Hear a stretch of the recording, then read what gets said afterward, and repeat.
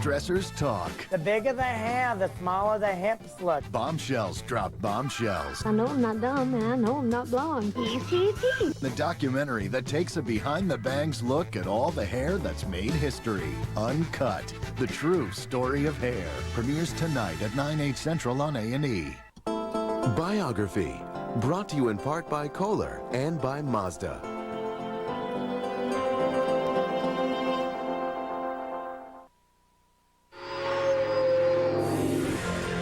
For October 21st, 2002, TVography with guest host Bo Derek.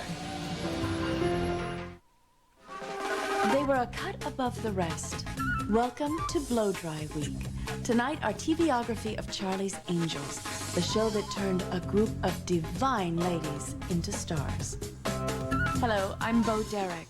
It's amazing what a hairstyle can do. When I wore cornrows for the movie 10, the style became the rage. The bow look followed on the heels of the Farrah, the blow-dry look made famous by Farrah Fawcett in the hit TV series Charlie's Angels. Every week, the Angels fought crime, always got the bad guy, and looked fabulous. Charlie's Angels probably did more to boost the sales of hair care products than any advertisement ever could. Morning, Charlie. Charlie's Angels. They were glamorous detectives who used their sex appeal to bag the bad guys and win legions of fans.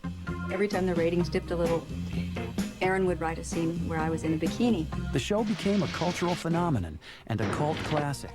Critics panned it, but the audience made the Angels into superstars. And all of a sudden you're splashed all over rag sheets and your life isn't your own and things are said that aren't true. Charlie's Angels, girls with guns. Next. The year was 1975. Jerry Ford was in the White House. The women's movement was taking to the streets. Disco was hot, and so were fashions. In Hollywood, two producers developed a novel idea for a series, and to everyone's surprise, including their own, it would soon take the nation by storm. The TV landscape of the early 70s was filled with hard-edged cop shows like Streets of San Francisco and Hawaii Five-0. It was a man's world, not a female lead in sight. Television was going through a period of kind of ash can drama. Everything was very serious, very gritty, very real. Len Goldberg and Aaron Spelling, partners in Spelling Goldberg Productions, thought it was high time for television to lighten up a bit. We would say, you don't see heads turning to look at real women. They turn to look at pretty women. And we always tried to be a little ahead of the curve. And what's missing is, how about just a show about really glamorous girls? So Len and Aaron came up with a series idea. They called it The Alley Cats. And over breakfast at the Beverly Hills Hotel, they pitched it to top ABC executives Barry Diller and Michael Eisner. They presented the idea of, let's do a detective show with three diverse, attractive women in the leading roles. It'd have an imaginary boss. And it'll be sexy, humorous, and hopefully we'll try to make it believable. And it was this long pause, and Barry said, it's the worst idea I've ever heard. And we forgot about it. But the Alley Cats sprang back to life a few months later when they hired a team of writers to create a script. And this time, ABC liked it enough to greenlight a pilot. Now they had to cast their three detectives. I think Aaron Spelling's gift is to put together casts really well. He casts new, fresh, young faces. He's got a real eye for people that audiences like. The first choice was Kate Jackson, fresh off her success on another Spelling Goldberg series, The Rookies. On that show, Kate had a supporting role as the wife of one of the three rookie cops. But she got the most fan mail. Kate prided herself on her acting experience and her dramatic skills. Well, Kate used to say, I'm the smart one. And then she would sometimes say, also the one that can act. She represented the more intelligent, thoughtful one. Could it be a takeover strategy? It's possible. Is there any way we could find out who the buyer is? The network insisted on a new name for the show, So the Alley Cats became angels, and Kate was angel number 1, Sabrina Duncan. The next halo to fill was the angel named Jill Monroe. If Sabrina was smart, Jill would be gorgeous and an athlete. Jill Monroe was the California girl. She was, you know, the quintessential California girl. Malibu, blonde hair, beach. They found the perfect Jill Monroe in a young actress named Farrah Fawcett Majors. She was from Texas, not Malibu, but when she arrived in Hollywood, casting directors took notice. She just looked, I mean, she was fantastic. I mean, when Farrah would turn and look at you and smile, that was it. The original plan called for a blonde, a brunette, and a redhead, but they dropped that color scheme when they found Jaclyn Smith.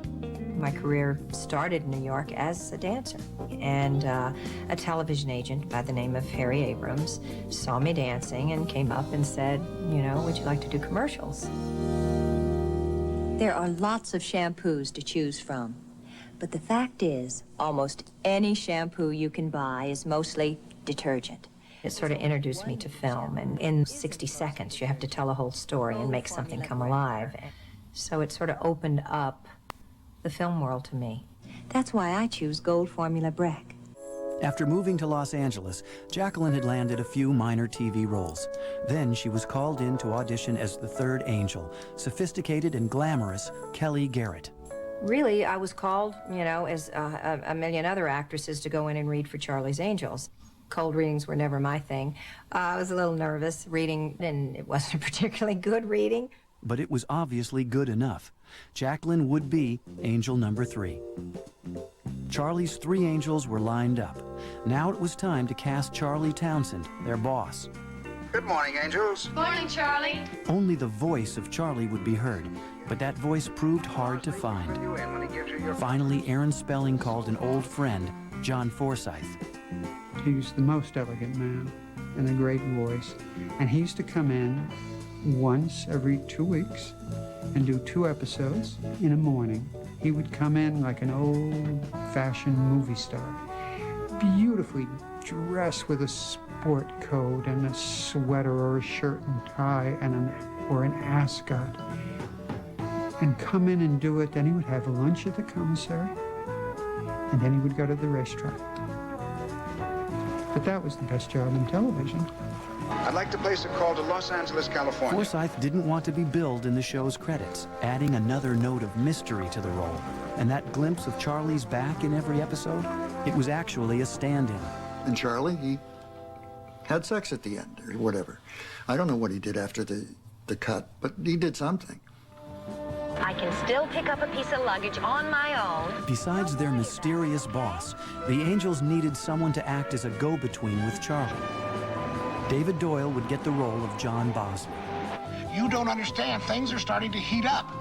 We just wanted someone who would remind you of your uncle, your favorite uncle. And we kept looking for that quality, and we thought David had it. And you would never think there was anything going on between him and the girls other than he was their favorite uncle, and they could rely on him and count on him. Like Forsythe, Doyle was a veteran actor. Sooner or later, you're going to try a White Owl. And when you do, we got you. And total professional, came to work prepared all the time. He used to say he had the second best job in television, next to John Forsythe. Charlie's Angels was cast and ready to roll, but how would the audience react?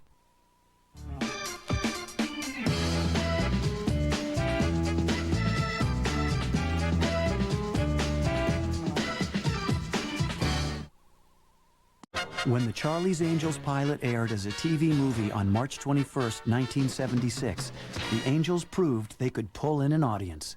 When the show debuted, it exploded. Just exploded on the scene. The 3 leading ladies were just magic together. And the show got like a 48 share. And Aaron and I looked at each other and we said, there's something here.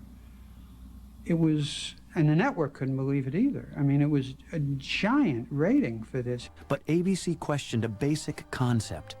How could three gorgeous women fight crime without more male help? Well, actually, in the pilot, the network wanted us to have another character, another guy. The second man, played by David Ogden Stiers, was there to lend an extra hand if the girls got into trouble. So we had David Doyle, and we had this other character, and the three girls, and they were falling all over each other. When we went to series, we said we want to drop the guy, and the network said to us, well, who's going to save the girls at the end? And we said, they're going to save themselves. And we used the example of Policewoman, because they said, well, look at Policewoman. That series starred Angie Dickinson as a cop with a male partner played by Earl Holliman. Angie was doing Policewoman at the same time, and but she had to call Earl Holliman to come to the rescue. Come, Mr. Holliman, I need you. And he would come to the rescue. Well, what if you only had a choice of one person? Would you have Earl Holliman or Angie Dickinson? You can't have both. They said, well, Angie Dickinson. I said, we got three. We don't need it. And three more Earl Hollimans. So David Ogden Stiers was let go. He went on to star as Major Charles Winchester in MASH. The network had another concern with the scripts. There seemed to be more emphasis on cheesecake than smart detective work. Hi. The network said to us when we started delivering our scripts, this isn't good enough. They have to be like Columbo. They have to be more mysteries, more, they used to say, peeling the onion. I mean, if I lived in a building with a manager built like you, I'd really want to get to know him. Hold that pose! They put forth what we thought the audience wanted to see, which were the angels. Their clothes, their cars, the fun they had, and the action. But producing an action show on a tight budget was a real challenge. The schedule was 7 days. I mean, not 7.5 days, not 7.25 days, not 7 days and an hour. It was 7 days. If you didn't come in 7 days, you didn't work there anymore. One place they didn't skimp was wardrobe. The angels would wear the latest fashions. In every scene, they managed to look stylish and sexy. And with a wardrobe budget of $25,000 a week, designer Nolan Miller had a lot to work with. There were no other shows that really concentrated on the look of the star, not episodical television, and certainly they did not spend that kind of money. Nolan Miller's beautiful gowns and classic outfits helped create the show's unique look. I love Nolan, and I think Nolan is the epitome of glamour. I think his fashions are reminiscent of maybe the 40s and Hollywood, and you don't get more glamorous than that. Aaron usually was very complimentary to me about whatever they were wearing. And one day he was in the projection room looking at the dailies, and he said, "What the hell is Jaclyn Smith doing wearing a fur coat?" And I said, "Well, why?" He said, "She's supposed to be a policewoman, Nolan." And I said, "But it's not an expensive fur coat." He said, "I don't care. She doesn't look like a policewoman." But one angel didn't buy into the show's fashion sense. It's very difficult to do a show when someone just isn't into clothes. They don't care about the clothes, as Kate Jackson was. All she ever wanted to wear was a black turtleneck sweater and some jeans. She just didn't care about clothes. Kate, and I say this with love, never wanted to do costume fittings. If she could have stood behind the bar and worn a turtleneck and the same pants, she would have been happy. Whereas Farrah and I, we loved fashion and we loved the clothes. We'd go and look for what we wanted to wear. They would go shopping on Rodeo Drive on Saturday, and Monday morning I would hear Jaclyn, "I have a list of things that I just love." Farrah wanted to be sexier and more avant-garde. When the Paris runways started showing chiffon blouses, things with no bra under them, everything, Farrah was the first person that wanted to get rid of the bra. We were in a time frame where bralessness was next to godliness, if you were a lady. They were not wearing bras. There was not anything directed at make them as sexy as you can. I mean, how can they not look sexy? I mean, they loved showing flesh. While the Angels were losing their bras, the ABC censors were losing their cool. The censors were always checking the wardrobe, and I don't know what happened that they started relaxing that kind of thing, because the first time that the girls started going without their bras, the public nicknamed the show with the jiggles. Well, all I know is it's really tough on my legs. Those two. Charlie's Angels was pegged as Jiggle TV, only due to the fact that none of the women wore usually any bras. And of course, when you're running after bad guys, you jiggle. That's what happens. The thrust of the press was this was a sexy, overly sexy, trying to think of the word now, whether it was giggly or wiggly or... Do you mean jiggle? Yeah, well, actually, NBC, somebody at NBC coined that phrase, and the critics picked it up. It's actually the first time we began to realize that all that press coverage was going to enhance the tune into the show. Jiggle TV or not, Charlie's Angels was now a certified hit, and the three actresses were stars. But one angel would become a cultural icon. At the time, she had a very famous swimsuit poster. To this date, it's the largest selling poster of all time. It sold over 8 million copies. That poster is what catapulted Farrah to the superstar status. That poster, God almighty, you couldn't go anywhere without seeing that poster for sale in some window or another. You know, people say sex is written in her hair, and, you know, there's always a controversy about her nipples, and there's all that, you know. But you look at it, it's all American. It's like apple pie. That's Farrah Fawcett, you know. And she just, at that moment, captured what we were at the time in the 70s and became the icon. Very much like Marilyn Monroe. She owned it. She owned the screen. She owned everybody watching it. She just had that magic about her. You know, people always say, what makes a star? I don't know what makes a star, but you know it when you see it. Like many stars, Farrah had her own line of products, including what else? Farrah Fawcett shampoo. I just took a shower with Farrah Fawcett. Shampoo, Joe. He just took a shower with Farrah Fawcett shampoo. And his hair smells clean and fresh, and it has great body. Great body. Her hair became, you know, water cooler conversation, as well as other anatomy parts. And that hair, she had it before she got to Charlie's Angels. Once the show started, after about 3 or 4 episodes, she went to the producer and said, I think I want to change it. And the producer knew that that was a look that was becoming popular. And he said, oh, no, could you just have her just a little bit longer? She had gotten to such a level that women would go into beauty parlors and say, do me a Farrah. They all wanted that haircut. Who knows how many women burn their hair trying to get that look. Well, I just remember what an incredible craze it turned into. Everybody, if they didn't have blonde hair, then they wore a wig. The whole world was running around in a Farrah wig. Number 4, the Foxy! Farrah helped catapult the show into the ratings stratosphere. But its real success was based on the ensemble and the show's unique and unlikely concept. It sounded absurd on the face of it, and in execution it was kind of absurd, but it was so campy and fun and had such energy that I think it really captured everybody's imagination. It was a show that was a kind of phenomenon in the making. It was there to explode. Those 3 angels, when that logo went on, when the beginning of that show went on, with the music and the whole business, they had you. If you were just a guy who wanted to look at broads, or a woman who came out of the kitchen, or 5 kids who were sitting on the floor and they didn't want to do any more homework, and they wanted to look at naked ladies or near naked ladies. How can you get anything better? In just 1 season, Charlie's Angels had become a TV phenomenon, but soon that success would be threatened. And there on the news it said, Farrah Fawcett is leaving Charlie's Angels. And I sat up in bed and said, what?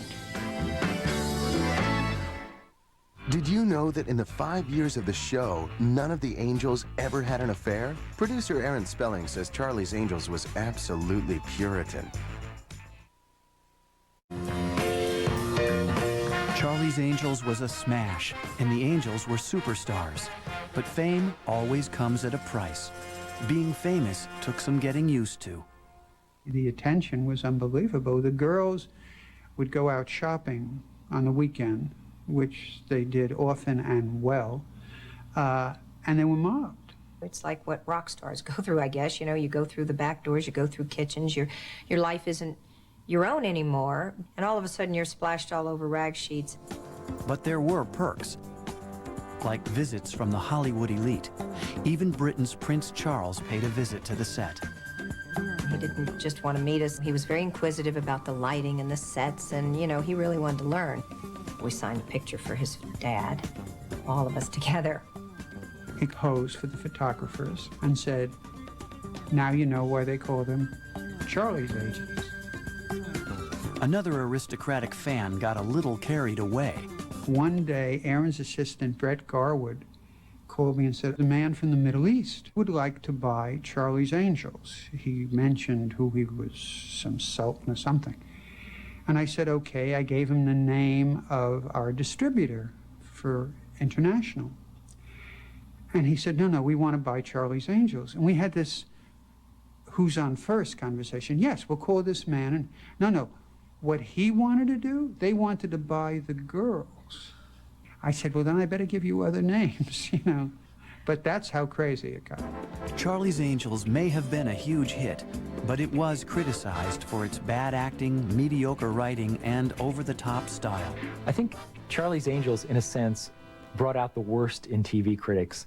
It made them appear to be snobs and above the material that they were writing about. It was almost as if they didn't get the joke, and so they dismissed it as junk, as fluff. God. You know, they joke about the criticism, that the critics, their favorite line was, the biggest item on the budget is hairspray. So what? It really didn't have any relevance. It was Charlie's Angels.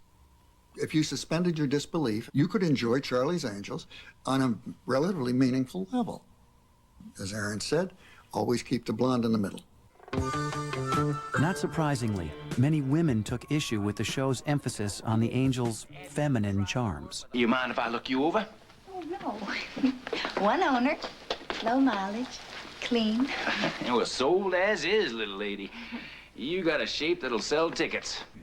What hurt the most was feminists criticized it. I don't understand. I mean, we're doing the wrong thing by having the only 3 women leading in an action-adventure series. I'm sorry, I don't understand what you're talking about. I thought we were paving the way for women to, you know, have a voice in television and to be playing something other than, you know, a nurse or a wife. As far as the producers were concerned, the critics were missing the point. We did want to make a statement that said women could be beautiful and smart and strong and lovable. They could be everything. We didn't set out to change the world. What we had in mind was a 33 share, basically. That's what we had in mind. Okay, so they weren't doing Shakespeare. And in fact, there was no getting around the series' escapist quality. Occasionally, the show was downright campy. When Aaron and I were selling the show to Freddie Silverman, who was head of programming, what would some of the upcoming episodes be? And we said, well, there's going to be one where they have to go into this women's prison to find out something that's going bad there. Can you imagine a writer going, oh, okay, let's put the Angels in prison, okay, and then we'll make them prostitutes, okay, and make them work in the potato field. Oh, yeah, that sounds really good. And someone said, okay, let's do it. You know, you're like, what? And eventually they're handcuffed together and they're running through the swamps, soaking wet, and it's called Angels in Chains, our highest rated episode ever, and one that the network chose to repeat. They would play it every week if you would allow them to. It was a crazy episode, but everyone loves and remembers that episode. They're like getting sprayed in their towels, and they're walking around in their towels, and you know, they're getting massages and towels all over the place, angels and towels. That could have been an episode. Oh, okay. Interesting. By the spring of 1977, Charlie's Angels was a hit show and a pop culture phenomenon. But everything would soon be placed in jeopardy when Aaron Spelling and Len Goldberg received some shocking news. I was home watching television on a Monday night, watching the news, and there on the news it said, Farrah Fawcett is leaving Charlie's Angels. And I sat up in bed and said, what? And he called, and he said, hold the fort, we may lose Farrah. And just slow down, don't do any more. Farrah was just 1 year into her 5-year contract, but she wanted out. She was determined to make movies. While negotiations began with Farrah and her lawyers, the press had a field day. When Farrah was going to leave, do you think Farrah's going to leave? Is Farrah going to come back? Is Farrah? People were involved with the show. It was practically headlines in the papers that the studio was having a problem with Farrah, and she wanted to leave the show, and they even were in court over it. She said, I want to be in movies. Aaron and I went to Columbia Pictures and came back with the following deal for her. They would develop 3 scripts for her with her input. Aaron and I would have nothing to do with it, and she just said, no, I'm leaving the show. I think if you're really unhappy on something, then, you know, you have to analyze that and maybe, because if you're negative, you're bringing it down for everybody else. Now the producers and the network were worried. Could Charlie's Angels survive without Farrah?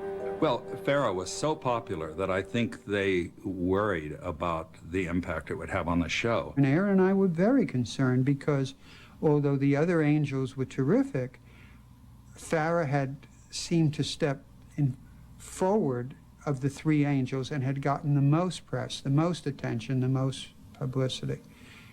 And so when you hear after 1 year that she's leaving, you're very concerned.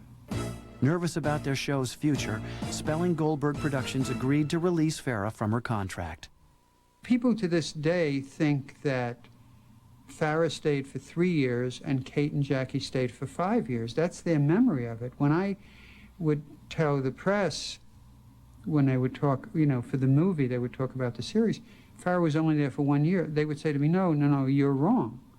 I would go, okay, I guess I'm wrong. But because the memory of Charlie's Angels is so strong that they imagined that they stayed much longer than they did. Now Len and Aaron were desperate to find a new angel. They turned first to a young actress who specialized in playing victims. It was the opening of an episode, and a girl walking down a dark alley turns and screams and then gets raped or mugged or killed. And that was Cheryl Stoppelmoor. My poor mother calls me and said, are you going to do any shows where you don't get killed or raped or anything in the first 5 minutes of the show? I said, I hope so. That's what I'm working toward. Cheryl had grown up in South Dakota and sang her way into show business. Her first big break was singing on the cartoon series Josie and the Pussycats. I thought, doesn't get any better than this. This is great. I'm here. I've arrived. And then I was like a 7-year overnight success. Next came commercials and small TV roles, marriage to studio executive David Ladd, and a name change. And I must say that my husband, David Ladd, at the time was after me all the time to not use Stoppelmoor because it wasn't a great marquee kind of name. So Cheryl Jean Stoppelmoor became Cheryl Ladd. Aaron Spelling was reminded of Cheryl while dining out one evening with Nolan Miller. David Ladd and Cheryl came by the table to say hello. And Cheryl, you just took one look at her. She was so beautiful. And she had a smile like Farrah's. She could melt an iceberg in 20 paces in about 3 seconds. And Aaron said, are you coming to the studio tomorrow? We are picking a new angel. And I said no, thank you, because I didn't think that was the kind of show I wanted to do. And I certainly was, like everyone else, just sort of blown away by the phenomena of Farrah and all of that. Cheryl Ladd walked away from the part. After thinking about it briefly, I just really didn't think that's what I wanted to do. What would it take to get Cheryl to change her mind?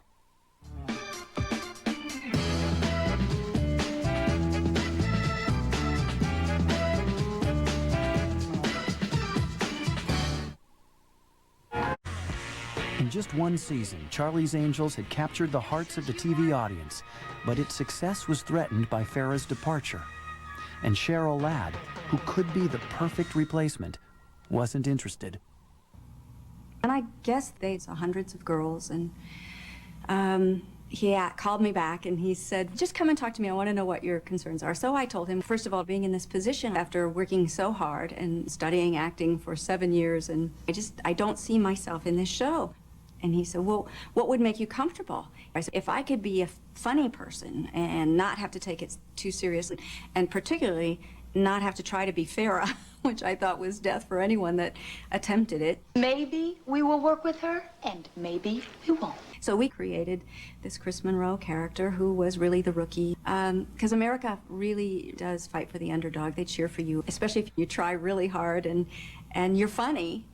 They always want you to win. Aaron's idea about her being Farrah's sister inside the show was brilliant. Because the audience loved Farrah. They really did. I mean, what else would have ingratiated her? All she had to do was come in and be good. It was official. Cheryl Ladd would play the role of Chris Monroe, Jill's little sister. You got it. Tell me. I can't believe it. But Cheryl still saw it as a very risky career move. There was Jaclyn and Kate and David Doyle and everyone on the crew who had a hit show that didn't know if their hit show was going to have any more life. But if they just really hated me and the show went off the air because I came on it, I'd never work again. When shooting began for the season premiere, the press, the cast, and the producers held their breath. It was overwhelming in the pressure of it. So I just went on the set, and at that time, Farrah was Farrah Fawcett Major, so I wore a t-shirt that said Farrah Fawcett Minor. And I got a good laugh, and everybody realized that it just broke the tension right away. I think they felt let down by Farrah at the time. That made it easy. Everybody was welcoming to her. David Doyle just took me under his wing, and he just immediately said, "You're gonna be great, kid, you know. Come on, let's have some fun." And he just let me know that he was on my side. But with the fun would come a lot of hard work, long hours, and stress. But we all had a pact, really, that no matter what happened, that we were a team, that we were the Three Musketeers, and nobody was going to say anything about anybody that could remotely be misconstrued. We were all holding our breaths for the first show to air. On September 14th, 1977, the season premiere aired, introducing Chris Monroe. Set in Hawaii, the episode surpassed everyone's expectations, raising the series ratings to new heights. Creating this Chris character was a constant. I was trying to come up with funny ideas and things. The rookie angel, you know, one who would make mistakes and is not always perfect. I hope I created lots of little Chris moments where she became very human and very real and funny. Who could hate Joe Monroe's little sister? You know, hating Farrah Fawcett's sister is would be un-American, basically. Cheryl Ladd's Chris was funny and charming, but she had another asset that the producers would make the most of. I remember when we did Angels in Hawaii, and she came up out of the water in her bikini onto the boat. Case closed. I was one of the first people on television that wore a kind of French cut, high cut, I guess they call them string bikinis now. You know, it was a glamorous show. I wore a bikini when I was on a beach or at a swimming pool. Kate never put on a bikini. I don't even know if she put on a bathing suit. They didn't want to just be like bare skin all the time. They wanted some reality to this show. I mean, it was stretching it as it was. But there were certain times when it was reasonable that they were in a bikini or something. But the real reason for all the bikinis was obvious. Jaclyn says this all the time. She said that every time the ratings dipped a little, Aaron would write a scene where I was in a bikini. And I finally went in and I said, look, I'm somebody's mother. This is getting a little humiliating. If I'm going to wear a bikini, I have to be somewhere near water, okay? Because I'm not just going to run around in a bikini for no apparent reason. It was just getting stupid. So I decided that I would choose the bikini that I knew would not pass standards and practices. They actually had those things in those days. And the whole time we rehearsed, I had a robe on. And when it was time to do the scene, I took the robe off and everybody goes, Cheryl, what are you doing? Aaron wants a bikini and this is the one I'm wearing. And I said, oh, no, we can't film that. And I said, no, he wants a bikini. This is the one I'm wearing. I made my point, and the next day I got a little note and he said, tell the little rebel I got the message, and we will never do this again, will we? Over the next 2 seasons, Charlie's Angels remained one of the most popular shows on television, a mainstay of the ABC schedule, climbing to number 4 in the Nielsen ratings. As for Cheryl, she was riding the wave of celebrity that came with the role, even relaunching her singing career with a top 40 hit single. But by the spring of 1979, another angel was ready to take flight. Kate, I think, finally just said, I've done it, and now I want to move on with my career. Kate may have reached her limit when the demands of shooting Charlie's Angels forced her to turn down the lead in Kramer vs. Kramer. That part went to Meryl Streep, who won an Oscar. But at least she gave us warning, and we talked it through, and so that was fine. Hot, young, up-and-coming actresses lined up to try out as the new angel. Connie Selica, Barbara Bach, Shari Belafonte, and Michelle Pfeiffer. Among the candidates, a young model and actress named Shelley Hack. Shelley was already familiar from magazine covers and the Charlie perfume ads. The look and style of this Charlie girl, not her acting ability, would be the deciding factors. Shelley came to the studio, and everyone in wardrobe fell in love with her. And I begged Aaron, please hire her. She's so chic and she's so great, and no matter what she wears, we put her in a white shirt and something, and she pushed the sleeves up and turned up the collar, and she just looked fantastic. And we pleaded and begged, and Aaron finally decided, okay. So Shelley was in, and Charlie's Angels would go on. But how would the rest of the trio and the audience take to this new angel? You're watching Charlie's Angels, part of Blow Dry Week on Biography. By the fall of 1979, another new angel was trying to find her place in the cast. Shelley Hack's character, Tiffany Wells, came in with her own distinctive style. I remember when we chose Shelley Hack, we thought she gave us an Eastern Connecticut kind of breeding. Could be a little different. And she tried hard, and she was good.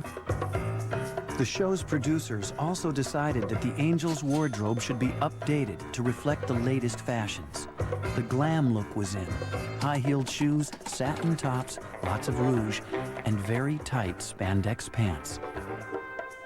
But even with a glamorous look and numerous wardrobe changes, the new Angel was in for a rough flight. The critics complained that she couldn't act. I think they got a little overly confident that it would turn out all right. They didn't really hone who that character should be. They were not perhaps as diligent with it as they should have been. They didn't help her enough because she was just sort of someone that just was fitted into scripts already written, and they hadn't really focused on who Tiffany should be and what she should add to the group. I think that poor Shelley suffered from that, and that was a shame, but I certainly don't think it was all Shelley's fault.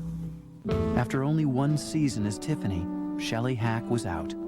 It just didn't seem to be clicking. It's that magic didn't happen. Maybe we were wrong. Maybe we pulled the trigger too fast. Maybe it wasn't Shelley Hack, but we just thought we had to move on.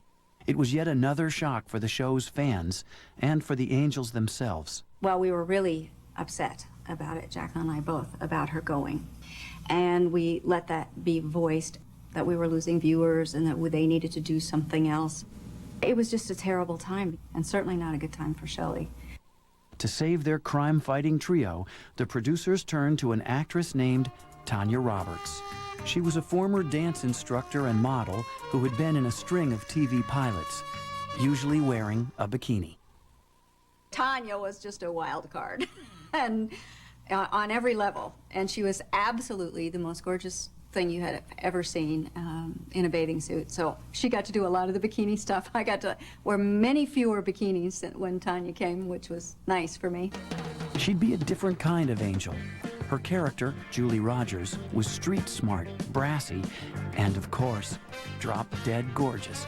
Very sexy. Very sexy. Did I say very sexy? She was a hoot. I mean, she really was a hoot. She was, again, trying to find someone who could work as an angel, who you'd believe is an angel, but who was totally different than by now our legion of angels. And so she had this kind of free-spirited, one could say, quality to her. But in spite of her spirited and sexy performance, Tanya's career as an angel was short-lived. The Angels' 5th season would be their last. Everybody knew that the show was getting a little stale.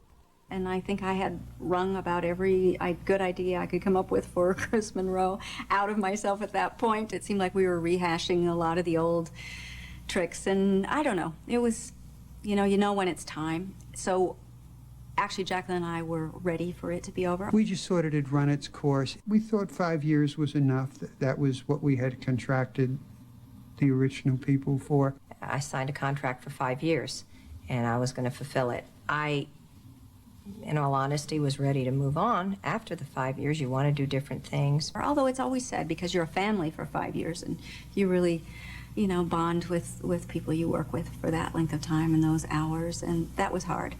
On June 24th, 1981, the final episode of Charlie's Angels aired on ABC. But the series would find a new life in syndication and in the hearts of a new generation of fans. Imagine, it went on the air in 1976, and they're still clamoring for it, which is great. It's a testimony to something. And fans still have their favorite angels. Cheryl Ladd, who played Chris Monroe, 1977 to 1981. I've never strayed from her. I never will. You have staunch Kelly Garrett fans. You have staunch Jill Monroe fans, and you just do. And everybody related to one of us a little more than the other. No. I mean, because it's like children. If you have who's your favorite child, we love them all for different reasons. I mean, they remember the clothes, and they remember the goofy scripts, and and you did this, and you wrestled an alligator, and all these silly things. But they didn't tune in because that's all that they cared about it. I think they related to each of us. 20 years after Charlie's Angels went off the air, a new trio of angels took on the big screen. Cameron Diaz, Lucy Liu, and Drew Barrymore, who also co-produced the movie along with Len Goldberg.